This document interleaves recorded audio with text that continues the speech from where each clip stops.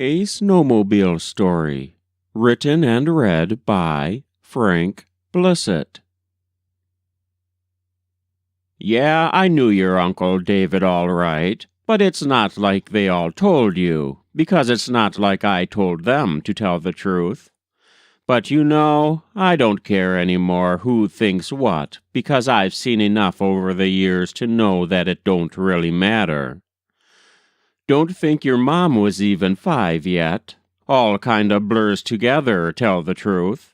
Don't matter none, though. Just know it was a while ago, and we were both not too bright and all. Anyways, we were riding our sleds, with one of the parish boys and some kid from the base on a sled together, and Dave and I in our second-hand ski-doos. We didn't see the other sled get caught up in the ditch, so we kept going. What they saw was the two of us veer across an old hayfield and take off like there was no tomorrow. What they didn't see was... I don't know exactly. What happened was this, God's truth.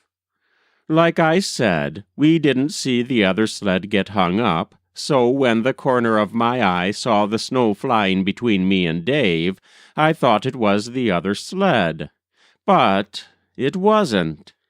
It felt like a blast furnace for a moment. Then I saw... It was like a shallow trench in the snow, and the snow wasn't flying up at all, but it was steam after all that I saw coming up behind us a moment earlier. Well, Dave saw it too, and I pointed ahead and lay on the gas. Dave was right there, and when it took off across the field, we were right behind. We would take some ground on it over the field, then lose some at the windbreak, then gain again on the road, and kept this up for a couple miles, till we got to an old beaver pond. There wasn't really time to think, and telling will take longer than it took, but we saw a pool open in the middle of the pond, with a pillar of fog rising up. I leaned in and held the throttle so tight I thought it could break. A moment later I skipped through the fog and over the open water, and then onto the far bank.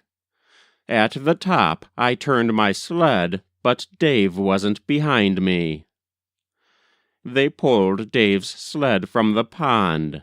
They expected his body to come up too, sometime that spring, but it never did.